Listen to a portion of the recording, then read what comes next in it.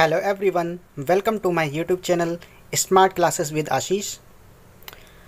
आप सभी का मेरे YouTube channel smart classes with Ashish पर स्वागत है। आज हम करंट अफेयर्स की इस सीरीज़ में द हिंदू न्यूज़पेपर का एनालिसिस करेंगे और एग्ज़ाम में आने वाले इम्पोर्टेंट पॉइंट्स को बताएंगे। तो शुरू करते हैं आज की न्यूज़ से। आज की न्यूज़ जो रिलेटेड है वो IBC से रिलेटेड है। IBC की जो फुल फॉर्म होती है वो है इंसॉल्वेंसी एंड बैंक करप्सी कोड।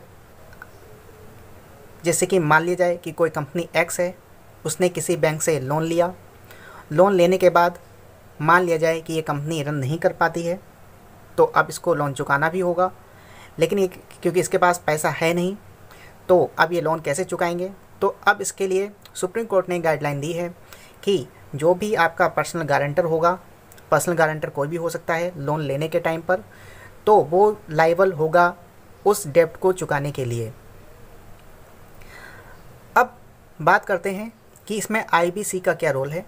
तो IBC एक तरीके से आपका मीडिएटर की तरह काम करता है बैंक और जो डेब्टर हैं उनके बीच में। IBC में एक ट्रिब्यूनल के माध्यम से इन लोन्स का निपटारा किया जाता है, जिसकी वजह से जो NPA हो रहा अमाउंट NPA हो रहा है, यानी कि ऐसा एसेट्स जो बैंक ने बिजनेस के लिए दिया था लेकिन अब उससे कोई भी इनकम जनरेट नहीं हो पा रही है बैंक की, वो सारे NPA हो जाते हैं। नॉन परफॉर्मिंग एसेट्स की फुल फॉर्म होती है।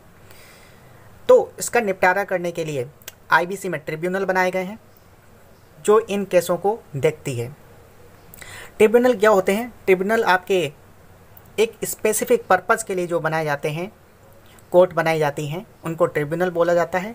जैसे कि एक एग्जांपल है नेशनल ग्रीन ट्रिब्यूनल, आपने सुना होगा, जो कि इन्वायरमेंट से रिलेटेड चीज़ों का निपटारा करता है। NGT का हेडक्वार्टर जो है वो न्यू दिल्ली में है। अब एक पॉइंट्स आता है कि इंसॉल्वेंसी क्या चीज़ है। तो बता दें कि इंसॉल्वेंसी वह स्थिति होती है जब कोई कंपनी अपना जो बकाया कर्ज है वो देने में असमर्थ हो, उसको इंसॉल्वेंसी बोला जाता है। और बैंक करप्सी क्या चीज़ है? जब स्थिति वही है कि कोई भी व्यक्ति जो है अपना कर्ज देने में असमर्थ है, लेकिन अब बीच में कोर्ट आ जाती है। अब इसका फैसला कोर्ट करेगी कि वो इंसान जो है जिसने लोन लिया है, जो डेब्टर है, वो उसका पेमेंट कैसे करेगा। और अगर कोर्ट भी इसको घोषित कर देती है कि वो देने में असमर्थ है, तो उसको बैंक करप्सी बोला जाता है। अब न्यायालय इसका हल निकालती है। न्यायालय क्या करेगी? अब उसकी जो भी एसेट्स की जो लायबिलिटी होती है, लायबिलिटी मतलब जो भी उसका जो एसेट्स होंगे, और उन एसेट्स को ऑक्शन के द्वारा नीलामी की जाएगी, और नीलामी करने के बाद जो पैसा आएगा उसको लायबिलिटी बोलेंगे। तो उसके थ्रू जो है इसका डेब्ट जो है, कर्जा जो है वो चुकाया जाएगा। IBC से रिलेटेड कुछ पॉइंट्स को देख लेते हैं। तो IBC की फुल फॉर्म है insolvency and bank करप्सी code. Introduce की गई थी 2016 में। ये आपके लिए एग्जाम पॉइंट ऑफ व्यू से इम्पोर्टेंट है। और ये किसके अंतर्गत आता है? ये CIPR के अंतर्गत आता है। CIPR की फुल फॉर्म देख लेते हैं, कॉर्पोरेट इंसॉल्वेंसी रिजोल्यूशन प्रोसीजर। तो इसको रिजॉल्व करने के लिए टाइम मिलता है 180 डेज़ का, और 90 डेज़ का एक्सटेंशन मिलता था, लेकिन अब यही टाइम कर दिया गया है 330 डेज़। तो बता दें कि IBC की जो नॉर्मली टाइम लिमिट है वो तो 330 डेज़ है, बट इसे भी एक्सटेंड किया जा सकता है। लीगल प्रोसीडिंग में काफ़ी डिले हो रहा है, इसलिए जो है बीच में कोर्ट आई थी, तो कोर्ट ने बताया है कि ये जो 330 डेज़ है ये नॉर्मली टाइम लिमिट है। तो ऐसा नहीं है कि इसका एक्सटेंशन नहीं मिल सकता है, इसको भी आगे बढ़ाया जा सकता है। तो देख लेते हैं कि इंसॉल्वेंसी क्या चीज़ है। Insolvency it is a situation where individuals और companies are unable to repay their outstanding डेब्ट। बैंक करप्सी क्या चीज़ है? क्या है बैंक करप्सी को इस तरह समझ सकते हैं, it is a legal declaration of one's inability to pay of debts. फिर बात करते हैं कि दो IBC के जो एडजुडिकेटिंग अथॉरिटी जो हैं वो कौन सी हैं। तो IBC की एडजुडिकेटिंग अथॉरिटी दो हैं। एक तो आती है NCLT, national company law tribunal, जो कि सिर्फ और सिर्फ कंपनीज़ के लिए है। या फिर LLP के लिए है। LLP की फुल फॉर्म इंपॉर्टेंट है, लिमिटेड लायबिलिटी पार्टनरशिप। और फिर आती है DRT, जिसकी फुल फॉर्म होती है डेब्ट रिकवरी ट्रिब्यूनल। और ये जो ट्रिब्यूनल है ये इंडिविजुअल्स और पार्टनरशिप फर्म्स के लिए होती है। तो एक दूसरी न्यूज़ है कि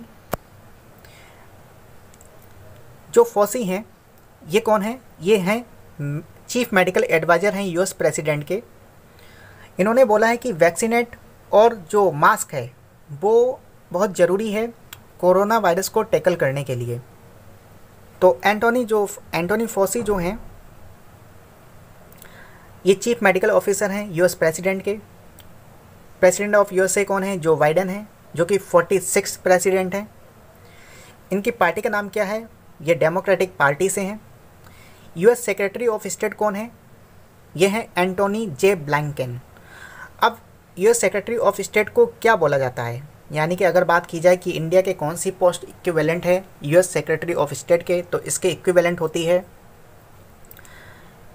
US सेक्रेटरी ऑफ स्टेट के फॉरेन मिनिस्टर।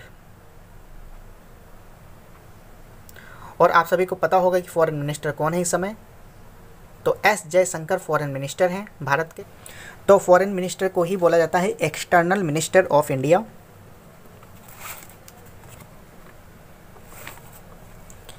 अमेरिका में जो संसद है, संसद को क्या बोला जाता है अमेरिका में, तो भारत में बोला जाता है पार्लियामेंट या संसद, और अमेरिका में बोला जाता है इसी को कांग्रेस। ये कांग्रेस पार्टी नहीं है, ये कांग्रेस संसद का नाम है। अगर बात करें राज्यसभा की, तो भारत में तो बोला जाता है राज्यसभा या फिर बोला जाता है अपर हाउस, और यही चीज़ अमेरिका में बोली जाती है senate.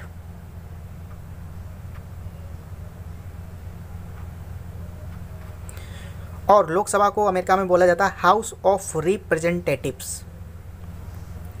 High court quashes GST on oxygen concentrators. तो अभी तक क्या था, अभी तक ऑक्सीजन जो कंसंट्रेटर्स होते थे उनके ऊपर GST लगती थी। और आप सभी को पता है कि ऑक्सीजन आज की डेट में बहुत ज़रूरी है, मैंडेटरी हो गया है। तो इसके ऊपर जो GST लगती थी वो 12% लग रही थी ऑक्सीजन कंसंट्रेटर के ऊपर। तो हाई कोर्ट ने इसको बिल्कुल ख़त्म कर दिया है, अब इसके ऊपर कोई भी GST नहीं है। आगे बात करते हैं इन इज़राइल और फ़िलिस्तीन में जो है कि कई दिनों से डिस्प्यूट चल रहा था, लड़ाई चल रही थी, एयर स्ट्राइक भी चल रही थी जो कि 11 दिन से चल रही थी।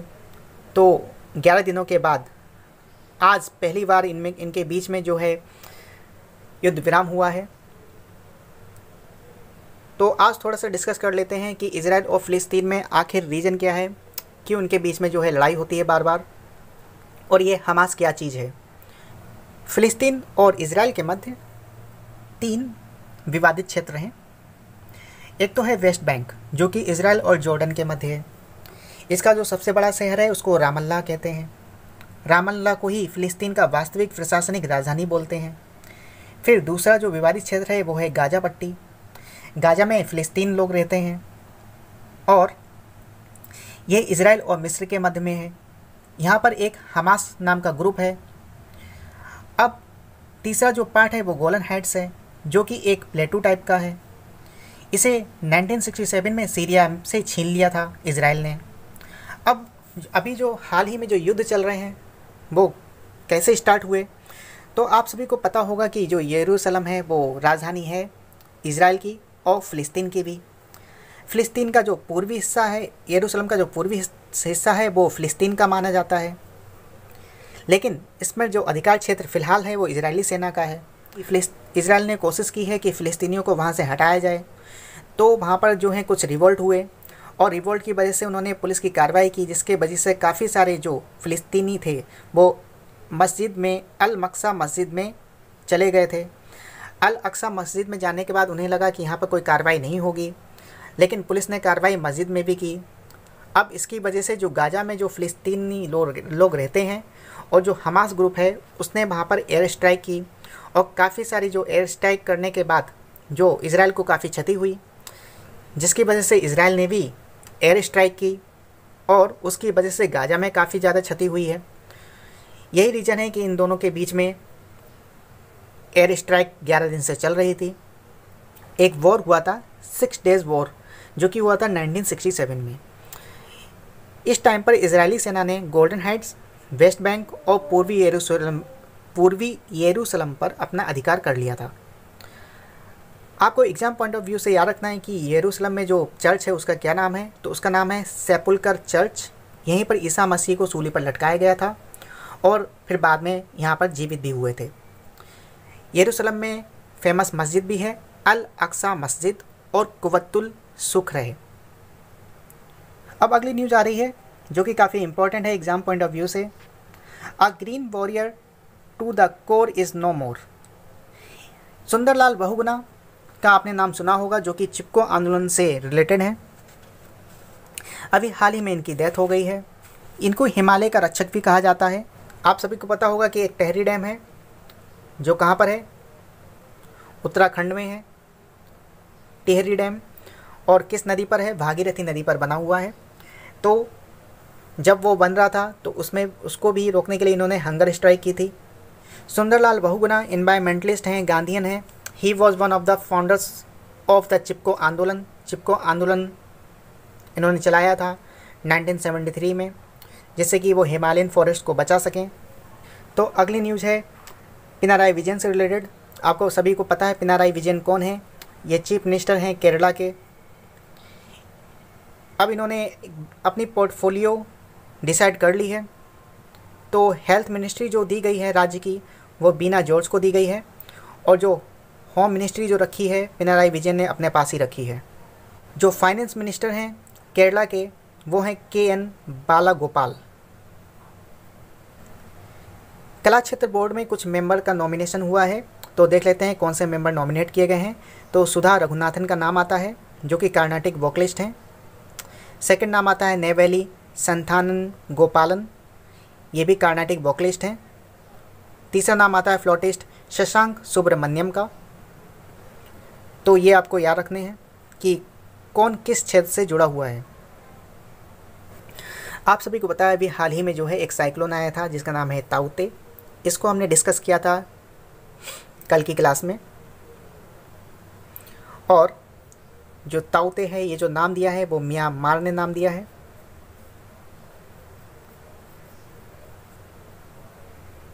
म्यांमार की राजधानी आप सभी को पता होगी। म्यांमार की राजधानी है नापिदा, और इसकी जो करेंसी है उसका नाम है गुल्ट्रम। अब आगे की न्यूज़ की तरफ चलते हैं। अब न्यूज़ है INS राजपूत से रिलेटेड। INS राजपूत को डीकमीशन कर दिया गया है, जो कि विशाखापट्टनम में था। तो जो INS राजपूत है, it was guided missile destroyer, और जिसका नाम रखा गया था D51। D51 INS राजपूत को ही बोला जाता है। ये USSR ने बनाया था। USSR की फुल फॉर्म है union of Soviet socialist republics. आज की डेट में इसको रसिया बोलते हैं।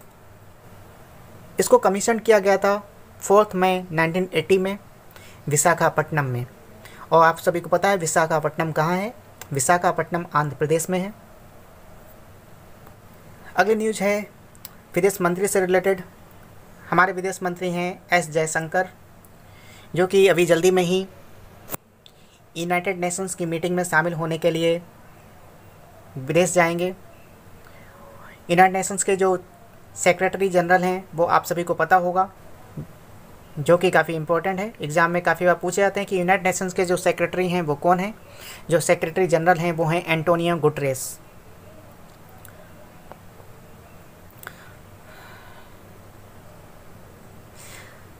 अब जो अगली न्यूज़ है वो RBI से रिलेटेड है।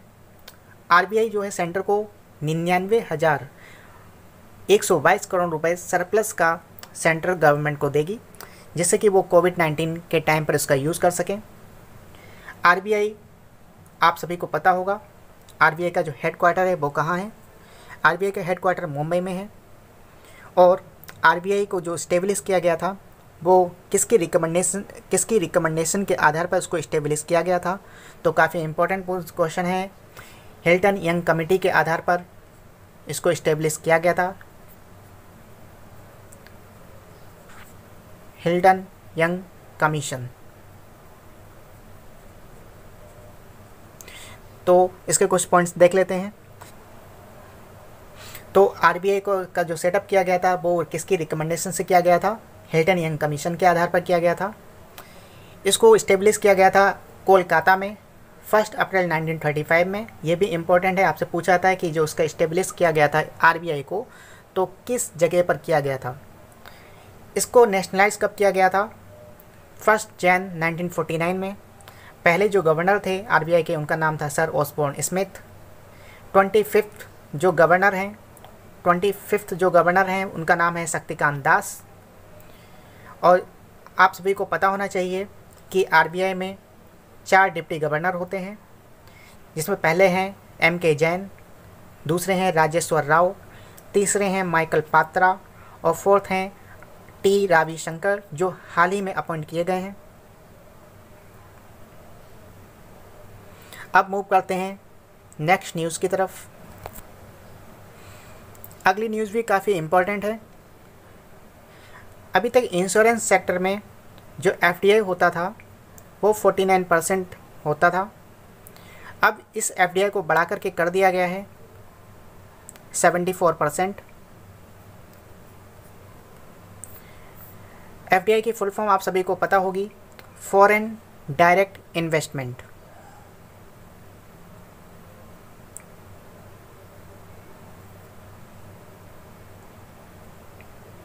तो अभी हाल ही में legendary boxing coach Om Prakash Bhardwaj का निधन हो गया है।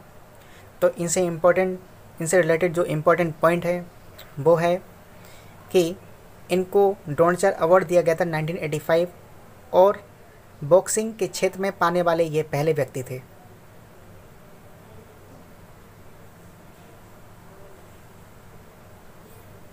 अब न्यूज़ है टोक्यो ओलंपिक से रिलेटेड।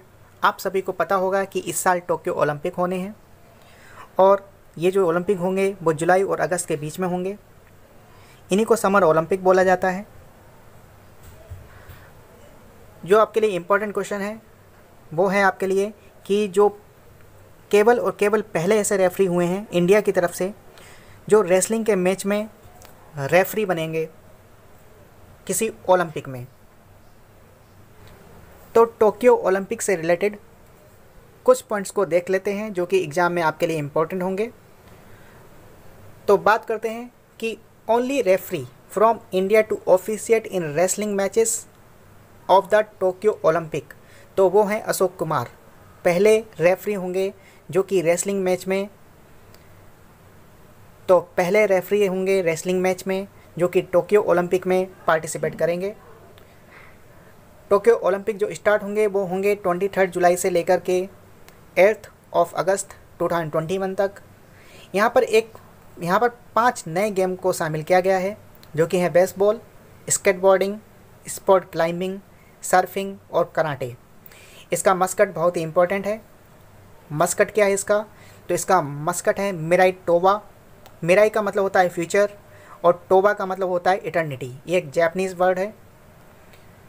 लास्ट ओलंपिक जो हुए थे वो आप सभी को पता होगा, वो रियो में हुए थे। रियो एक शहर है ब्राज़ील का और ये गेम हुए थे 2016 में। तो आज के लिए आपकी इतनी ही न्यूज़ थी। आई होप आपको पसंद आई होगी। हमारे YouTube चैनल पर बने रहने के लिए धन्यवाद।